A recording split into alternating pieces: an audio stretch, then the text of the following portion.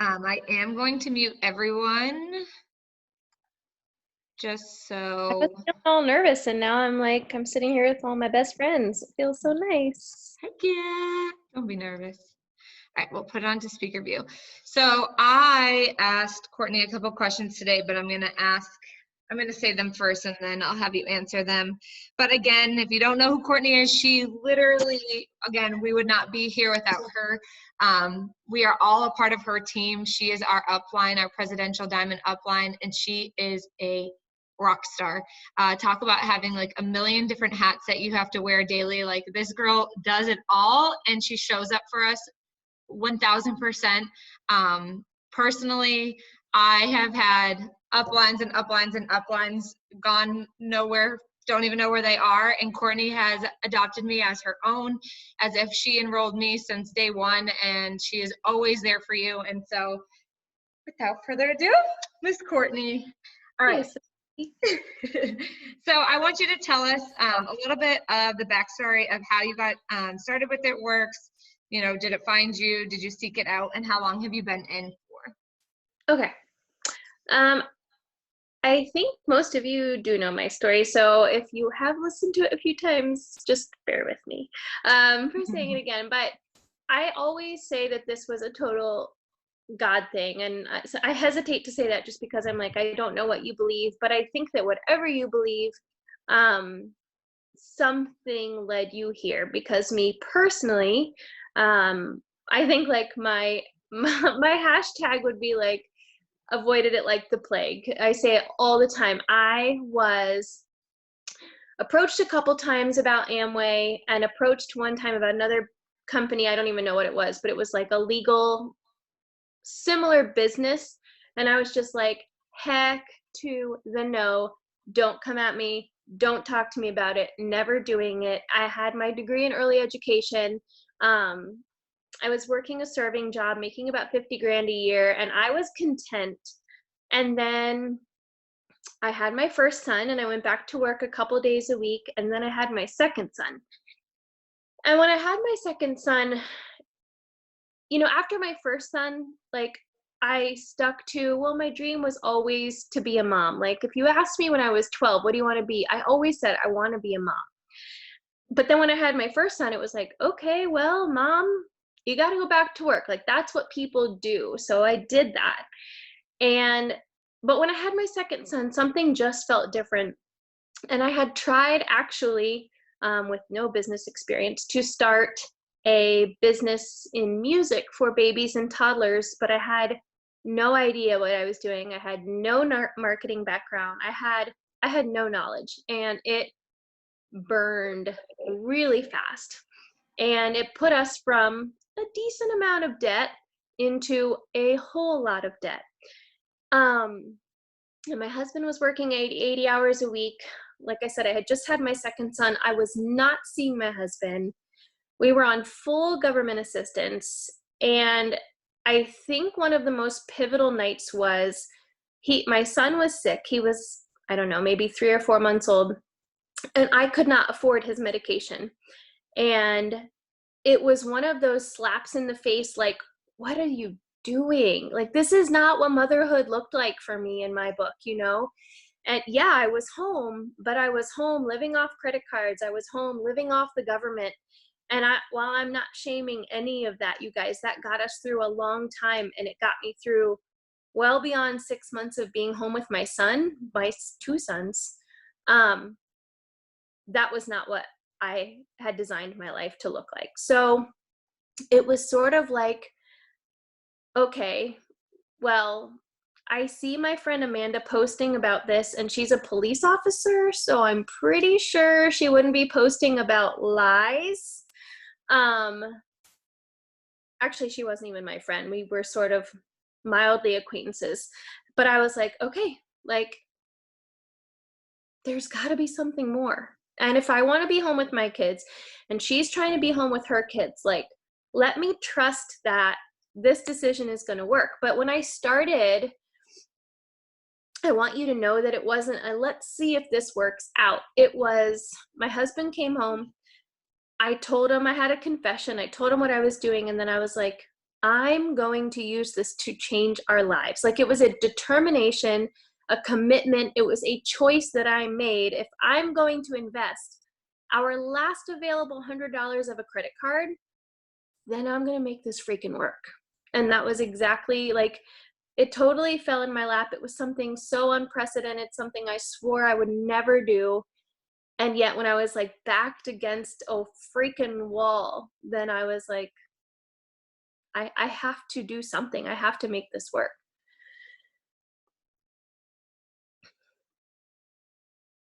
Oopsies. I muted myself because I could hear background noise, and I was like, I hope no one else can hear that. I love your story. It is something that inspires me, and yes, I've heard it before, but every single time it's like, I feel like we always need to be reminded and hear those stories over and over again, because we all start from start, right? You know, you've been wildly successful with this, but you started at the same point as we all did, and so it's nice to always hear that. Okay, so when you got started, right, when you were reaching out to people, I kind of laugh at this question, but when you were reaching out to people and you were on fire and you said like you were determined to make this work, so like, did everyone say yes to you when you asked them, like right off the bat? I'm laughing, but Of course not. You know what's funny? I didn't get to make book club tonight because I have 3 children and so much of life is depending on me right now.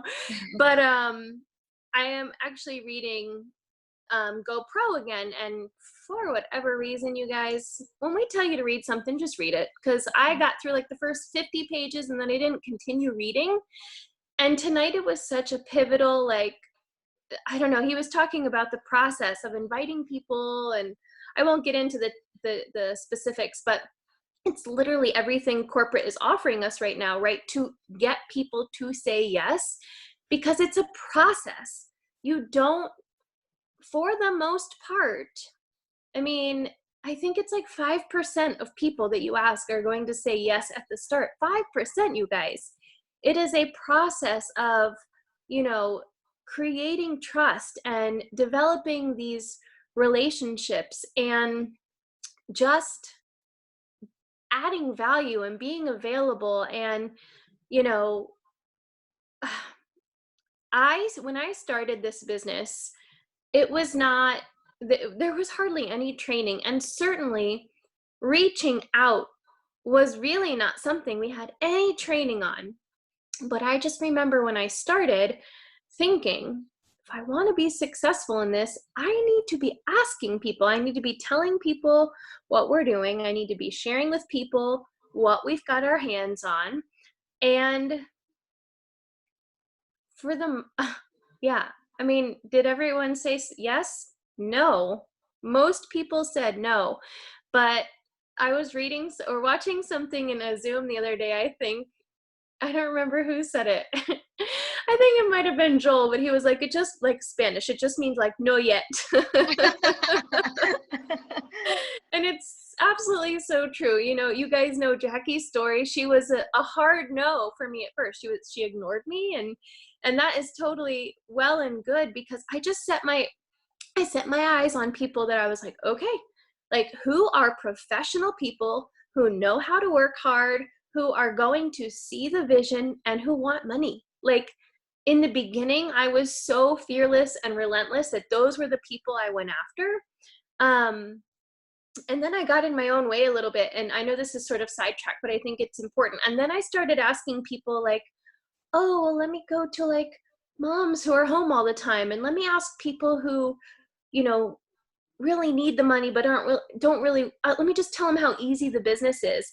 And then I started seeing that in my business, like people who weren't really willing to work as hard, and people who may not have had the vision as much. And so if I can give you one piece of advice in terms of talking to people, you know, if you are talking, let's go like, you know, school grading A through F. If you're talking to A people and inviting A people into your business, they're going to be inviting A people into their businesses, right? Which are people who are hardworking and know where they want to go and are determined and don't give up easily. But if you're portraying this business as it is so simple, and I'm lounging in my granted, we lounge in our jammies right now. We're all lounging in our I'm jammies gonna say, building this business. But like, it's so simple. Like, this business is so simple. While it is, if that is what you're portraying, you're going to get, C and D list people in your business, and then they're going to invite C and D list people into their business. And it's just aim high, you guys. I know if you follow Mira Denning, she is a presidential from Harvard who was a lawyer Mhm. and like just paid off $89,000 in debt because of It Works, you guys. You never know who will need this. Jackie had her master's. Guess what? I wasn't intimidated by it. I was like, that's the type of person I want on my team. So don't be afraid to, just be nervous of what people will say or professionals will think, because you never know how much debt someone is in or what their mortgage is. And obviously, current times are very telling of how tight the world really is living. We have an answer for any and everyone. You guys, this business can be worked by anyone. Will everyone do it? Absolutely not. But it is the ticket to freedom for those who understand it. And I don't know, I feel so inspired after reading Eric Worre again lately. Like, it's such a process, and he doesn't take anything personally, because everything he gets back is an experience that adds to like his building his resume. And that's exactly what it is, you guys. 1000%. I'm also reading that too right now, GoPro, and I actually have never read it before. And so I'm really glad that Lauren had recommended it. But one of the things was you have to ask in these businesses. You have to ask in a business. And the ask can be as simple as, if I add you to this video, will you watch it?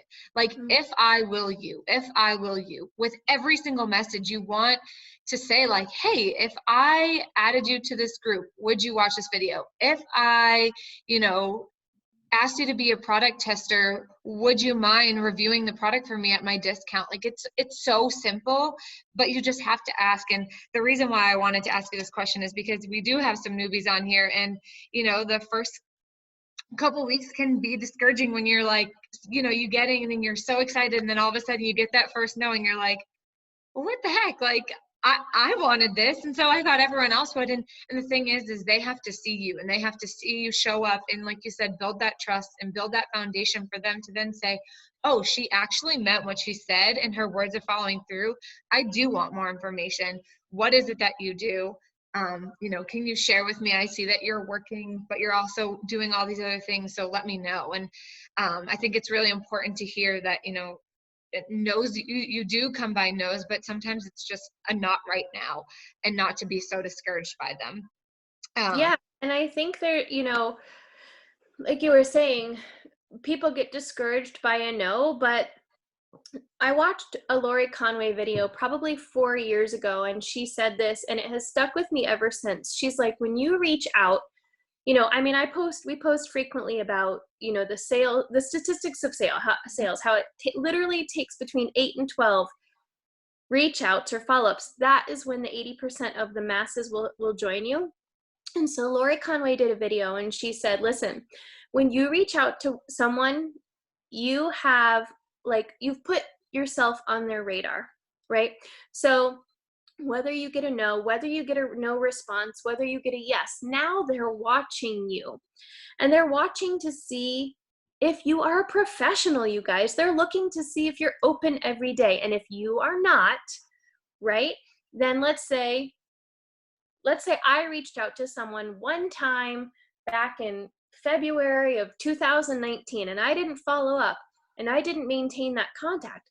And here comes Jackie, who's been consistent every single day, and then she reaches out.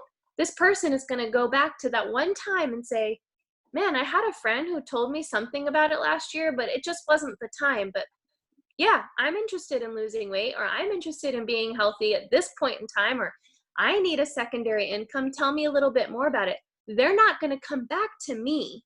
They're not going to say, hey, Courtney, Jackie reached out to me and I know that you said something last year. No, they're doing what is right and what is necessary and easy and available to them right now.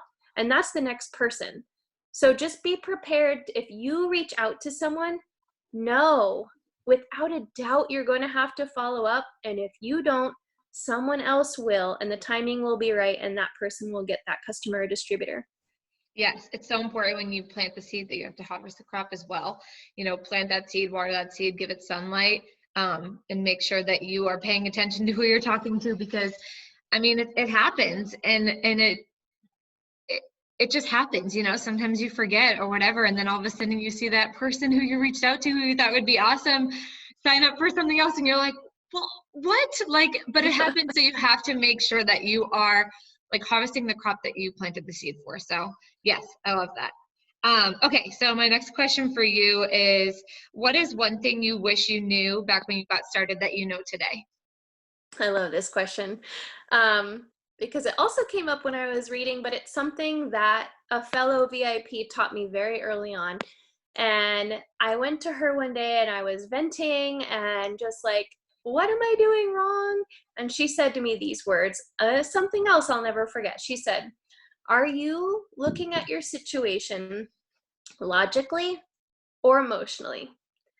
And now, prior to this business, even prior to the past 2 years, I've become a true professional where I don't take things 90% of the time. I don't take things personally. But before this, I was a very emotional person, and I did take no's to heart, and I did take, even worse than no's, no responses. I'm like, hello, you wouldn't not respond to me in person. Like, why are you not responding to me? And it would make me emotional. It would make me second guess myself, make me second guess everything. And so that is the best piece of advice that I wish I had known from day one, is look at the situation you're frustrated with and ask yourself, am I looking at this logically or am I looking at it emotionally? And most of the time when we're defeated or frustrated or questioning things, it's because we're in an emotional state. When in reality, I always tell my newbies, like, when you get started, this is your main focus, right? You're looking to bring in income. You're looking to change lives. People are not expecting you.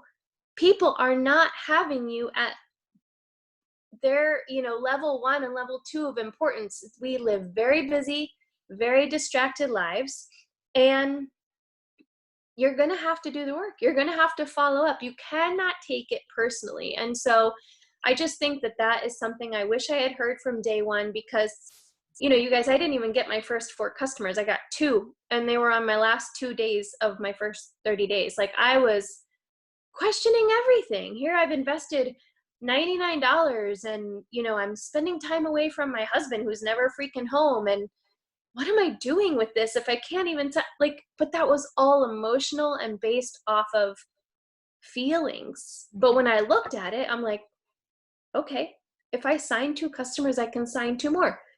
If I can sign 4 customers, I can sign a distributor. If I can make $200, I can make $500. If I can make $500, I can make 5 figures. And that is the truth in this business, you guys. So really just try and assess your feelings on whether they deserve an emotional moment, or if it's just an emotional moment and you need to look at things a little bit more logically. I love that, because we're all guilty of that, right? Like, how many times has someone called you, texted you, or whatever, and you I'm so guilty of this. You can ask my team. Like, I answer messages in my head, and then 2 hours go by, and I'm like, that's funny, I haven't heard back from Wari or whoever that messaged me, and I'm like, oh, that's because I didn't actually respond to them. That's my fault. But think of that too when you're talking to your potentials and customers and stuff, when they're not answering you right back away. That's your ticket to follow up and to make sure, hey, I'm still here. Did you need more information? Because sometimes life is crazy and they forget too. Everyone is human, and it may be the first thing on our minds, but it can sometimes be the last on theirs. So it's just giving them that friendly reminder and not reacting to it emotionally, like you said. Right. And also about giving that friendly reminder, you guys, So often, especially from newbies, I'll hear the words, I don't want to bother, or I don't want to annoy them. And those are all just emotional feelings that you are thinking that the other person on the other end is not thinking. I guarantee you. Last night, I had a customer who said they were signing up, and I'm like, man, I don't want to annoy them, but they said they were going to join. So I sent them some very passive like message, and she was like, oh yeah, I totally just submitted it. I thought I pushed submit, but I didn't. And it's just the little things, you guys. So stop questioning yourself out of feelings and start putting forth the action out of wanting progress, right? Stop thinking you're stepping on toes. Stop worrying that you're offending or annoying or bothering. Like, none of that is true. None of it is true. Those are all self-inflicted feelings that come from whatever maybe someone told you in the past, or whatever you've told yourself in the past.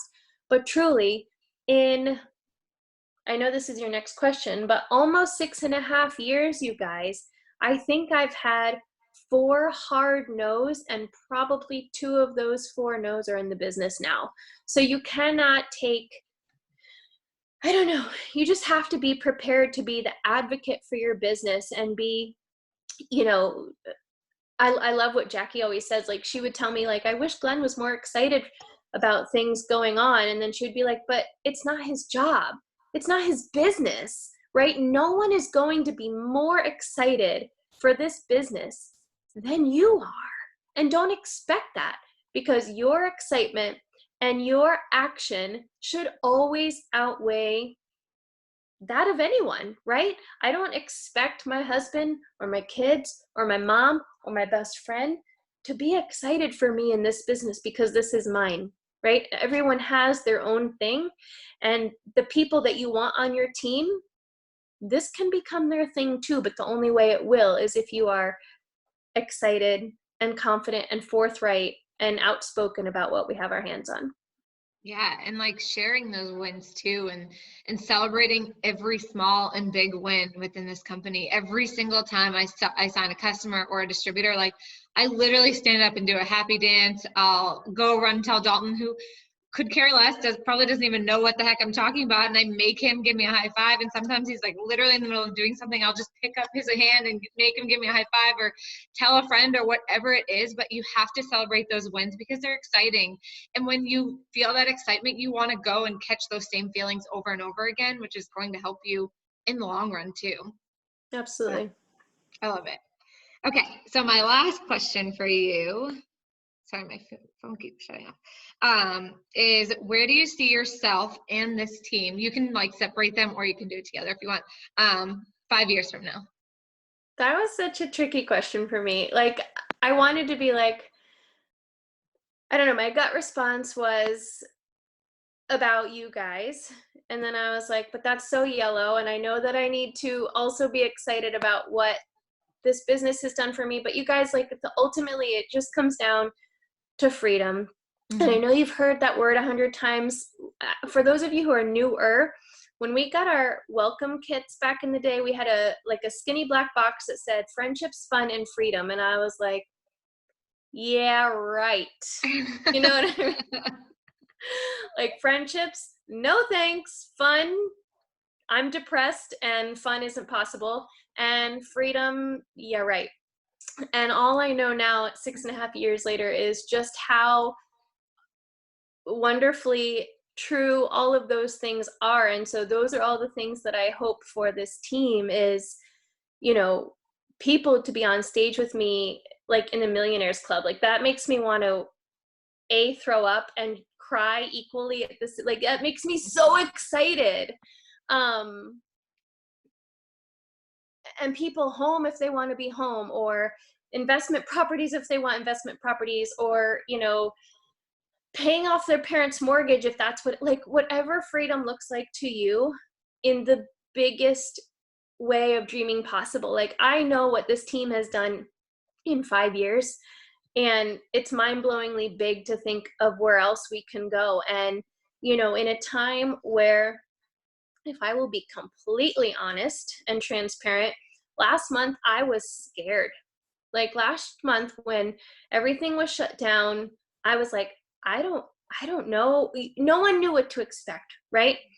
And so I think as human beings who are conscientious thinkers, I was just like, well, what happens now, right? Does it work? Continue shipping? Do we do this? Does the world do that? Does humanity do? I didn't have any answers. But what I have seen it works do in the last 6 weeks, you guys, what I have seen with the numbers, what I have watched corporate do, all I know is we are unsinkable. And your freedom in this company is indestructible. And I can't say that I know of another profession or another company that can say those words, but those are words I know to be true. So in 5 years, we will be mortgage free. We will have a second home in the mountains where I will do annual retreats. Like, we will be Millionaires Club members, ambassadors with ambassadors. 5 years from now gets me really excited. And I hadn't thought about 5 years from now until you asked me that today. So thank you for helping me dream a little bit bigger. In a time that seems so scary, and yet here, you guys, like, this has to prove to you something, right? If you haven't been a believer yet, like, residual income is real, and it is here to stay, and it is something that people are seeking out over and over and over again. And a few years ago, I said that I had a gut feeling that network marketing would be something where people would come and, like, they would be interviewing us to see where they belong. And I believe that that time is now. Like, I believe that that time is now, where people are looking to us saying, okay, well, what can I do here versus what can I do somewhere else? And no one is doing what we're doing right now. So be loud, you guys, show people what we have, because this is going to be the answer for a lot of people. For sure. Oh, it's incredible too. Like, you know, when I was coming up with these questions, I tried to come up with hard questions, but also like the easy ones too. And when I was thinking of 5 years, I was like, wow, like, I've been in this for 4 years now, and another 5 years, it would be absolutely amazing. And like you said, during this time, I kind of realized, you know, I've known that this company is amazing, and I've known that, you know, everyone has an equal opportunity in this company to be and to go as far as they want to go. But it just showed me that, like, we're not going anywhere but up with this company and with this team. And the fire that we have now is only going to push us even further when all of this craziness in the world dies down, because the numbers that we're, you know, producing right now with new customers and new teammates, like, it's showing people that, like, there is more than just your daily office job, and there's more than just your 9 to 5. And that side hustle that you were working on can create such a stability for you when, you know, something crazy goes on in this world, that so many people were laid off and so many people's lives were affected by this issue. And this has been something that's been so secure, and I never questioned it. Like, it was never a, oh my God, is my job going anywhere? It was a, I have this, and I don't have to worry because of that residual income. And I feel like this time has just really opened up a lot of people's eyes to that, and just shown people who maybe were skeptical before, all of these people are still working. All of these people have not, you know, said that they were unemployed or trying to file for unemployment, because they have a job that's there for them. And it's just, yeah, I love it. Well, and I love what you said, because Quentin Conway, my battery's low. Quentin Conway went live in a group that is a Triples and Up group that he has just started being active again in. And he was like, you guys, when there was a huge boom in It Works in 2014, 2015, and he said, you know, over the past 4 years, people have been happy. They've had great jobs, they've had well-paying jobs, and people felt invincible, right? People felt, okay, I have a job where I'm making $50,000 to $70,000 a year. I'm only going to lose that job if I quit, and I'm not going to quit. And here we are where the job has quit on them completely out of their control. And it just goes back to why consistency is, and putting yourself out there is so valuable right now, because, whether people admit it or not, people are looking for an option that is more reliable than the normal 9 to 5. And you guys, in network marketing, it is only as reliable as you make it. You know what I mean? Right. Like you said, I mean, have I had a lot of life going on? Everyone has lately, right? Yes, Right. absolutely. But I do still show up every day. I do have customers and distributors and potentials who know I am here every single day, no matter what. My open sign goes up no matter what. And that gives people a sense of safety, knowing that they're going to partner with someone who's going to be there with them no matter what, in a society where they're feeling very, maybe lonely, or maybe their job has quit on them. Just giving people a sense of security. And like I said, in a time where job and life is not very secure or predictable, this still is, you guys. Yeah. Yep. Oh man. Well, thank you, Courtney. I appreciate you letting me I appreciate interview you. Again, I feel like a couple of us have heard your story, but I think it's amazing. And I think that all of us need to hear it over and over again, because you're still here, you're still showing up, and it just means a lot I can speak upon everyone on our team that we appreciate you and we appreciate your leadership, and for you constantly showing up for us. I love you. I'm so thankful for you. And as a note, you guys, your rising light leaders, have been remarkable in a time for me that has been, utter chaos. For those of you who don't know, we had our house on the market for almost a year, and then God said it was time to move 4 or 5 weeks ago. So through it all, we've been, moving, and I was like, I'm not going to let moving be a distraction, but things are out of our reach. We didn't have a house for 10 days, living in a tiny house, like in my dad's front yard. So life is so unpredictable, you guys, but through and through, this business is here. Like I said, no matter what happens, you can open your doors, right? Right now, we have no choice but to work through social media. I can't wait until that changes. Like, I was so excited to come here and start a local team and build in person, but that's not what our reality is right now. So utilize what we have.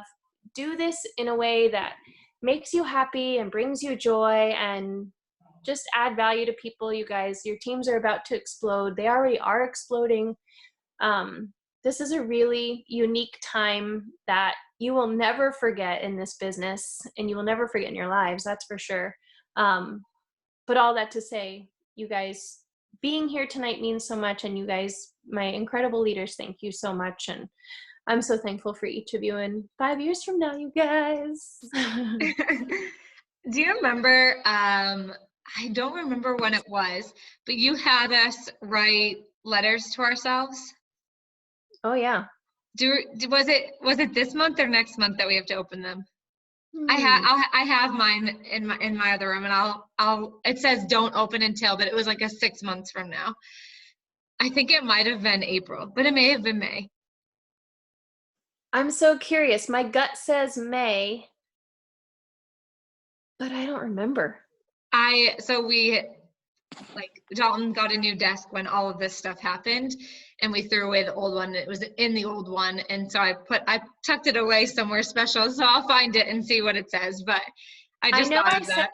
I know I said it in my calendar, so I'll have to check and see when it said to revisit. That'll be really fun. Yeah. Melissa said that she thinks it was May.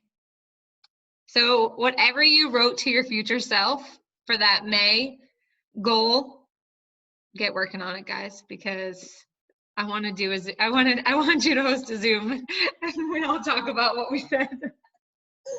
That'll be so fun. Oh my gosh, I'm so curious now. I know. I think it was like May 16th. I don't know why that number is in my head, but I'll check. I'll check Okay. after this. All right, so we